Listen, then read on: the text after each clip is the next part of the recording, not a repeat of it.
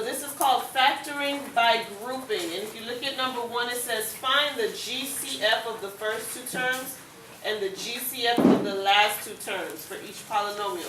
Does anybody know or remember from middle school what GCF means? Greatest common factor. The greatest common factor. Very good. So it means like if you look at 2 numbers or 2 terms, you're trying to figure out what they have in common. What's the greatest number or value that can go into both? So it says find the GCF for the first 2 terms. So the GCF for these 2 terms, look at the big numbers first, 6 and 3. What's the greatest common factor for 6 and 3? What's the biggest number that goes into 6 and 3? 6. Now that's what most people say. That is the least common multiple, which a lot of people confuse. 6 doesn't go into 3. It's too big.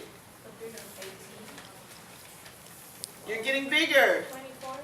If I say to you, slow down, because you're getting bigger, so that's telling me you're not understanding what I'm saying.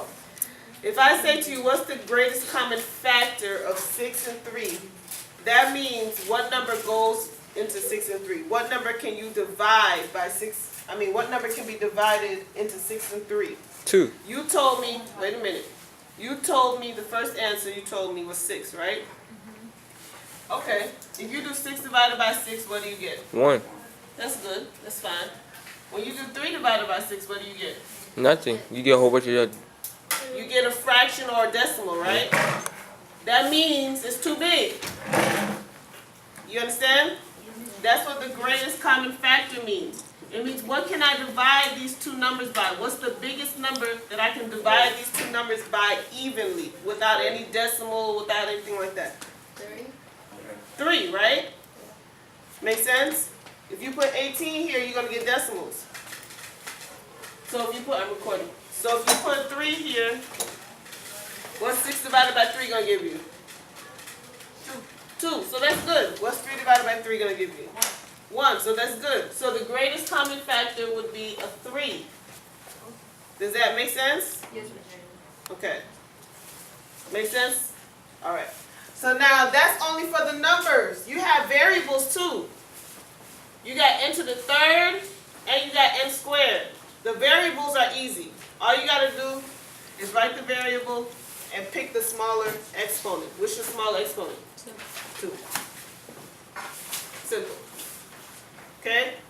And if you really want to know why, it's the same thing. If you have n to the 3rd and you have n squared and you're trying to figure out what you can divide both of them by, the biggest thing you could divide both of them by is n squared. Because this is going to give you what? N squared divided by n squared is going to give you 1. This is going to give you n, because 3 minus 2 is 1. You got to remember your exponent rules. Okay? So the biggest thing you could divide both of these by is n squared. Okay? So just remember the shortcut is pick the smaller variable. That's the GCF. Make sense? So if it's x to the 10th and x to the 3rd, what's the GCF? If it's x to the 10th power and x to the 3rd power, what's the GCF of those two? X to the 3rd. Make sense? All right. So that's the GCF for those 2. That's easy.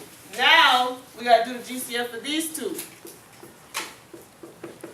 A little different. Look at the numbers. You got 10 and you got 5. What's the GCF of 10 and 5? 5.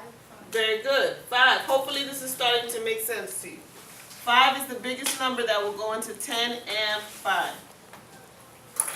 Now you got an n, but the other one doesn't have an n. So it's kind of like n to the 0. There's no n here. So guess what?